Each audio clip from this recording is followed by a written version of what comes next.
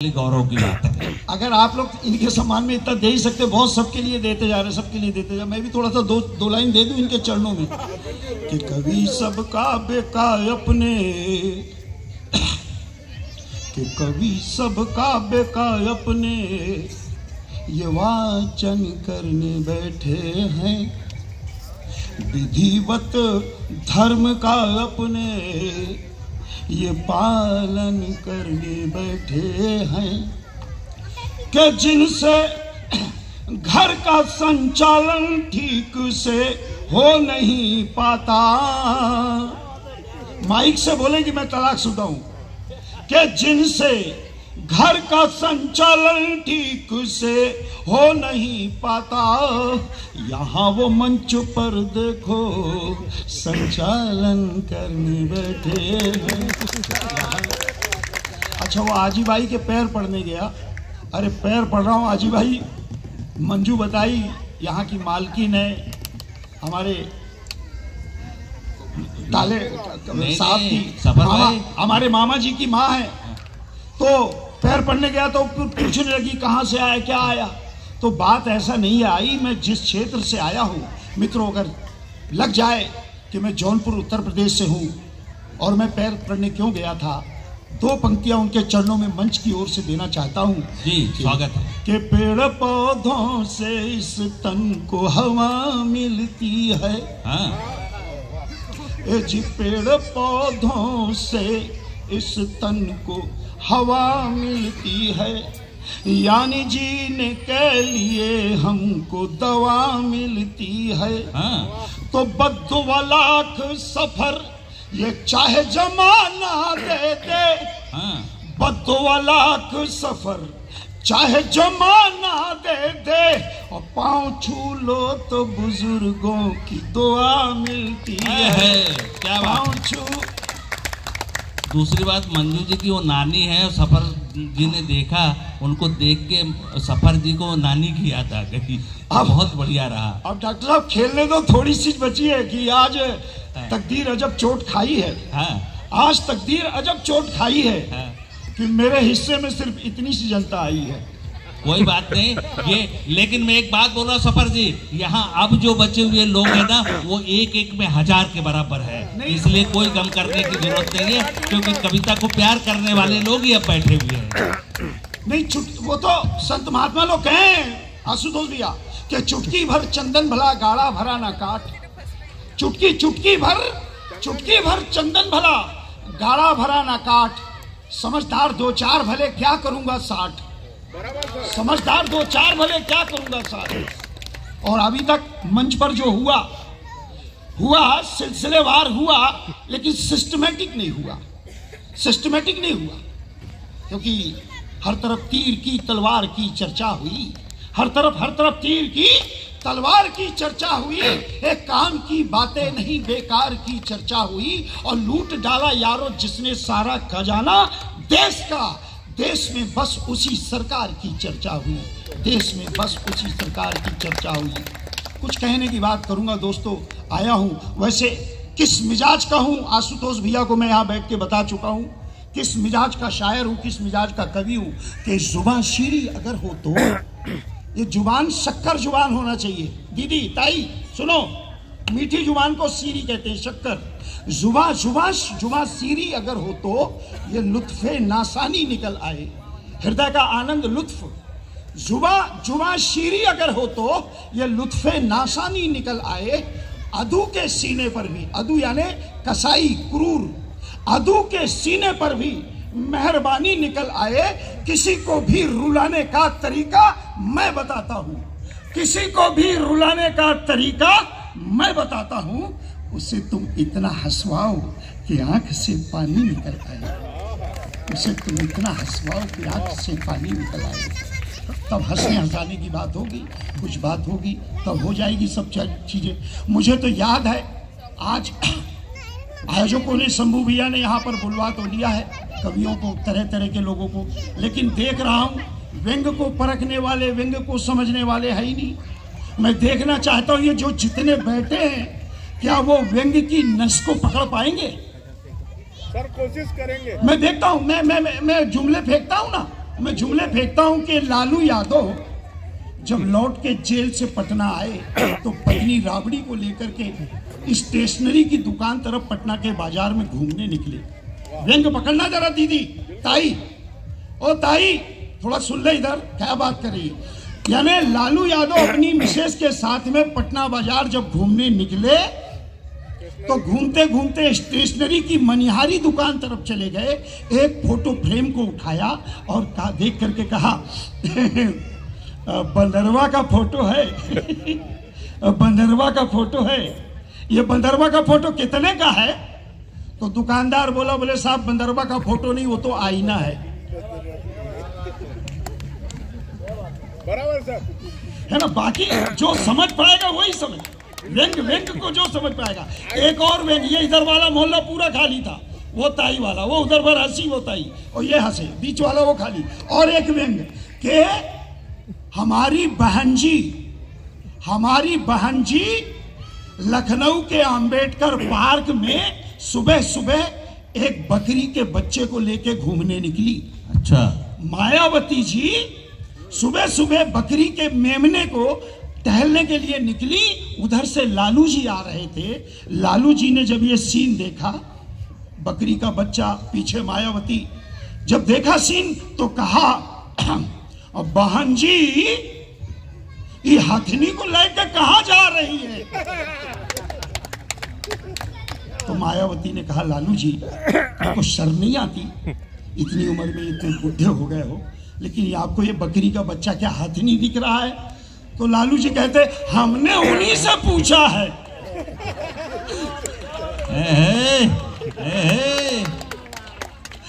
बहुत बढ़िया। व्यंग व्यंग ऐसा होता है दीदी, व्यंग को पकड़ने के लिए तब बात होती है साहब। हाँ, तब कहना पड़ेगा कि महात्मा गांधी यदि इस देश में और जिए होते तो हमें अपना चौथा बंदर जरूर दिए होते। क्या बात है। महात्मा गांधी यदि इस देश में और जिए होते तो हमें अपना चौथा बंदर जरूर दिए होते। चीन से मिले महात्मा गांधी के वे 3 बंदर, साले किस्मत के धनी और मुकद्दर के सिकंदर, एक बंद किए हुए मुंह, दूसरा आंख, तीसरा कान, चौथा जब देखता ना ये हिंदुस्तान तो इस देश के राजनीतिक परिवेश को वो पूर्ण रूपेण जिए होता और इस देश के राजनेता की चरित्र की बदबू से वो अपनी नाक बंद जरूर किए होता, अपनी नाक बंद। क्या बात है, क्या बात है, बहुत बहुत जिंदाबाद। पी लो पानी, पी लो, थोड़ा ढीला हो जाए। इतने भी चारा खाए थे लालू के साथ, अभी पानी पी रहे हैं। वैसे वाड़ी बस मैंने पानी के जुगाड़ किया है, बाकी कुछ नहीं। जो उसका होगा अभी जरा, और गांधी जी के बाद में नेहरू जी और सबके एस्टेसी करो तो बहुत छोटे लोग बच्चे हैं, अच्छी बात है। मैं ताली वाली के लिए बातें नहीं करूंगा क्योंकि किसी मेरे बहुत मित्र कवि ने कहा है, कई तो सफर जी को सुन के घर गए और वहाँ ताली बजाने लगे। बोले क्यों? सफर ने बहुत अच्छी बात कही थी। शंभू भैया बैठ जाओ, शंभू भैया बैठ जाओ ना, शंभू भैया ले ना। ओ शंभू भैया अच्छी अच्छी चीज ले लो। अरे वो आपको आपकी फोटो खिंचवा रहे हैं। पुड़िया ले लो। हाँ ठीक है बाद में गांधी जी के 5वें बंदर के पास भेजेंगे वो। भैया बहुत अच्छी अच्छी चीज है सर, तालियों की बातें ही नहीं है, बताओ। क्योंकि अच्छा, अगर माल अच्छा है ना, माल अच्छा है तो रिस्पॉन्स अच्छा मिल रहा है ना। लेकिन और मेरे एक बहुत बड़े कवि ने कहा है कि कोयले जब भी कौओं की समर्थक हो जाती है। ताई आप लोग बीच में नाग भजन मंडल वाले हैं ना, नाग पंचमी भजन मंडल वाले बैठे हुए, जी हाँ, और करेंगे कि कोयले जब भी कौओं की समर्थक हो जाती है, कोयले जब भी कौओं की समर्थक हो जाती है तो ये राग रागनियां निरर्थक हो जाती है। कोयले जब भी कौओं की समर्थक हो जाती है तो ये राग रागिनियां निरर्थक हो जाती है। कुछ नहीं होता हजारों तालियों की गूंज से, सिर्फ एक ताली पर कविता सार्थक हो जाती है। बहुत बढ़िया। डर कुछ नहीं है साहब, कुछ मिशन अलग करके दिखाना पड़ेगा। नदी को जोड़कर गंगा बनाया जाएगा।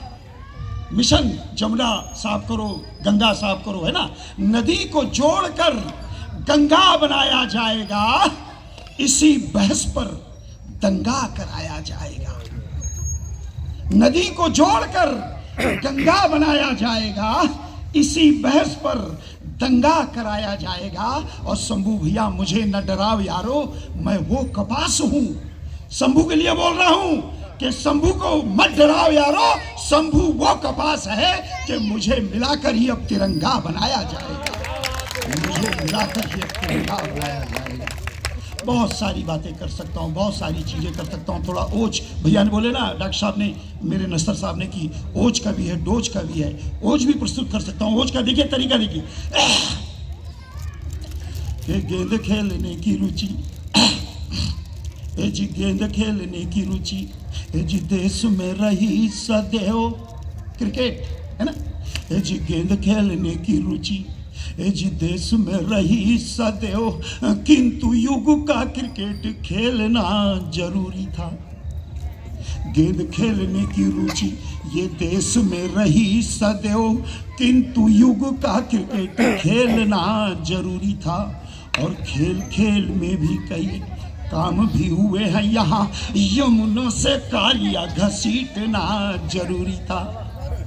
इस दौर की है सिरमौर भारतीय टीम, आशुतोष भैया, इस दौर की है सिरमौर भारतीय टीम, किंतु ऑस्ट्रेलिया से जीतना जरूरी था।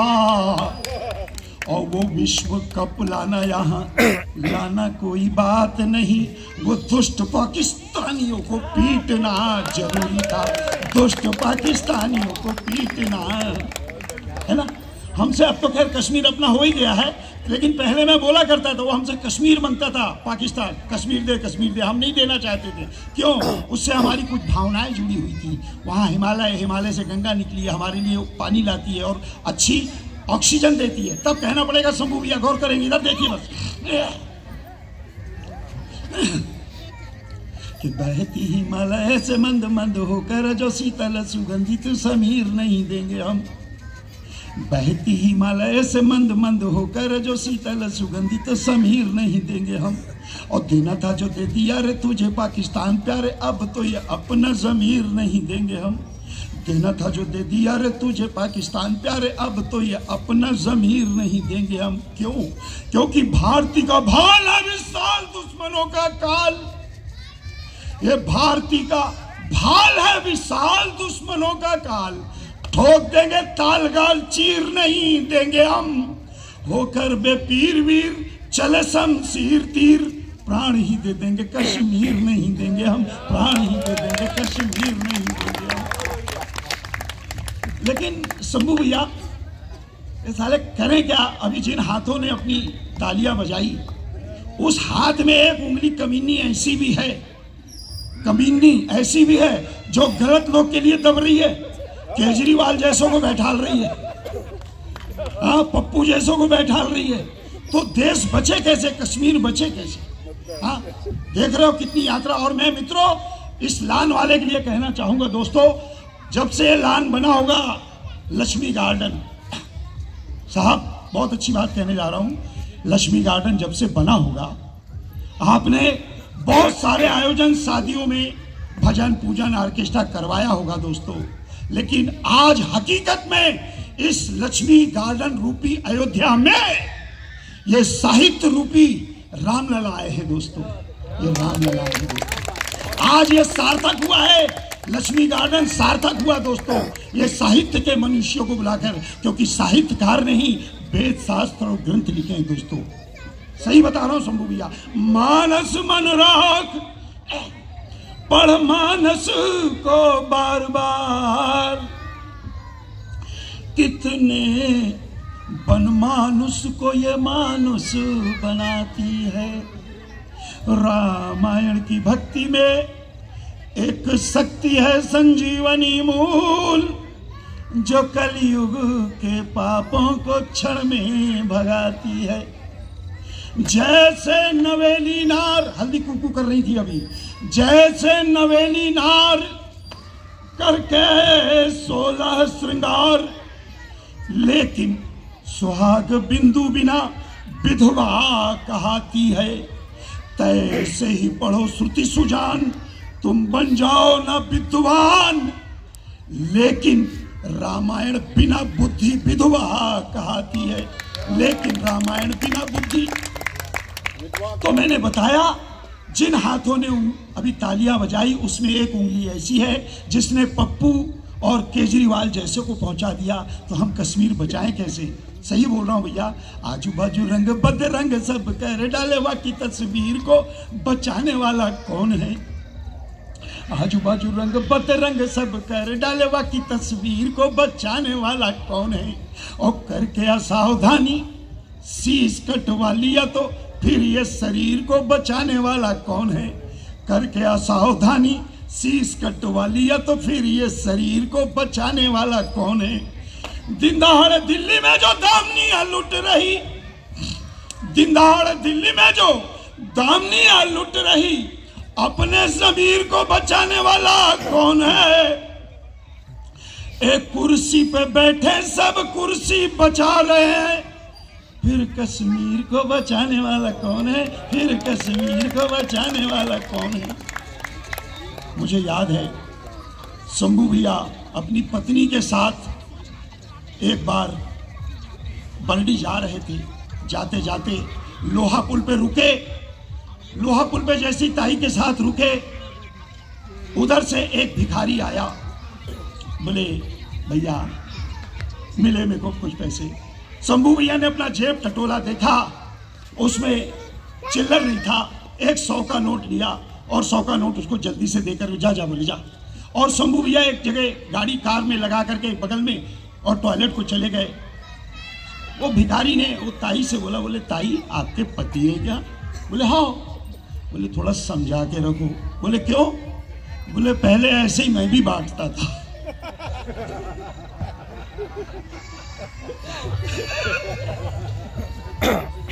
यानी आपको कुछ कुछ समझना पड़ेगा, तब समझ में आएगी। साहब मैं अपनी अंतिम रचना देना चाहता हूं, और ये सारी भिखारी भिखारी शब्द मैंने इसलिए लाया क्योंकि जब यहाँ आशुतोष जी आए और अपना पहला भाषण जब दे रहे थे तो उन्होंने कवि सम्मेलन का आगाज भिखारी की कविता से किया था।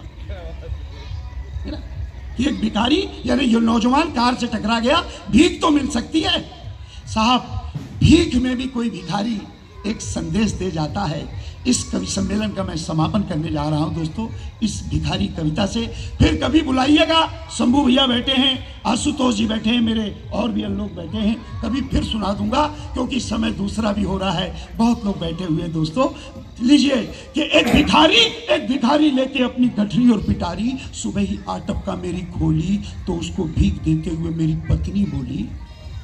एक भिखारी लेके अपनी गठरी और पिटारी, सुबह ही आटपका मेरी खोली तो उसको भीख देते हुए मेरी पत्नी बोली कि बाबा तुम तो यहाँ भीख कभी नहीं मांगते थे, तुम तो वो वाले मोहल्ले में भीख मांगते थे, वो मेरा मायका था इसलिए हम तुमको बहुत पहले से जानते थे, वो मेरा मायका था इसलिए हम तुमको बहुत पहले से जानते थे। बाबा आप वाले मोहल्ले में भीख क्यों नहीं मांगते हो? आप ये वाले मोहल्ले में भीख क्यों मांगते हो? यह जगह तो बिल्कुल नई है। क्यों? मैंने कैसी कही है? तो भिखारी शक पकाया, उत्तर देने के लिए अपनी जुबान चलाया, बोला बीबी जी बात 16 आने सही है, यह जगह बिल्कुल मेरे लिए नहीं है। वो क्या है कि मेरी बेटी की उम्र हो गई है 17 साल, उसी का ब्याह मैंने किया है इसी साल। वो क्या है कि मेरी बेटी की उम्र हो गई है 17 साल, उसी का ब्याह मैंने किया है इसी साल। लड़का अच्छा भला है, जवानी के साथ साथ उसमें और भी कई कला है, बिल्कुल मेरी ही तरह कमाता है। लड़का अच्छा भला है, जवानी के साथ साथ उसमें और भी कई कला है, बिल्कुल मेरी ही तरह कमाता है। और वो एक दो नहीं शंभू भैया, भीख में बहुत सारे धंधे चलाता है।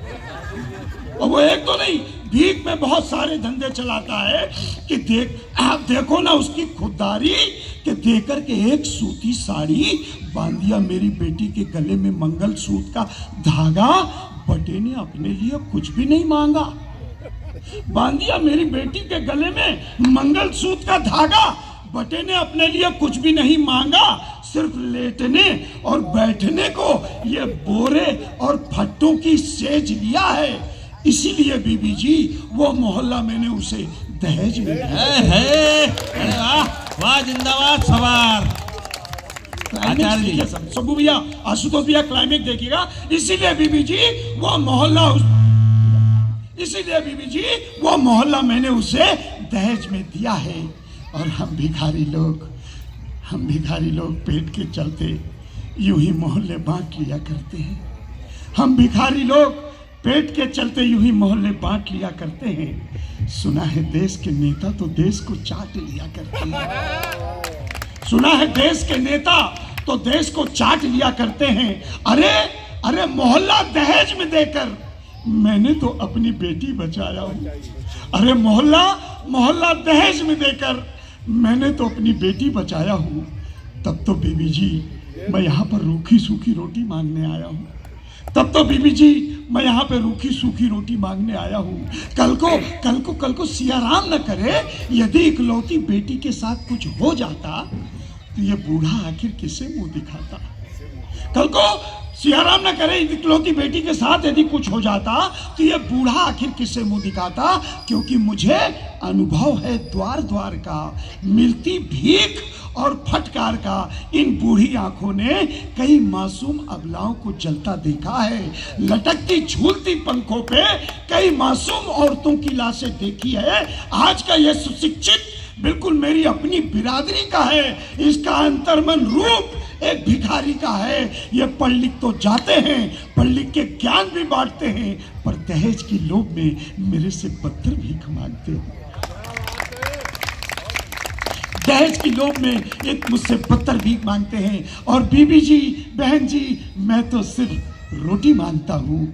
ये तो बोटी के साथ साथ बेटी तक मांगते हैं, बेटी तक मांगते हैं, बेटी तक मांगते हैं, बेटी तक मांगते हैं, बेटी तक मांगते हैं।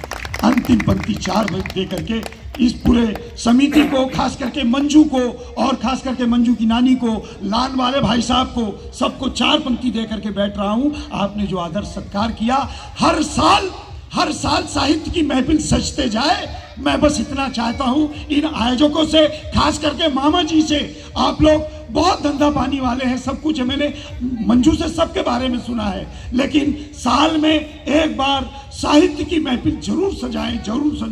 4 पंक्ति आपके चरणों में दे करके बैठना चाहता हूँ कि घर बुला कर मुझे क्या से क्या दे दिया, घर बुला कर मुझे क्या से क्या दे दिया, मान सम्मान दे कर ये दिल ले लिया, मान सम्मान दे कर ये दिल ले लिया।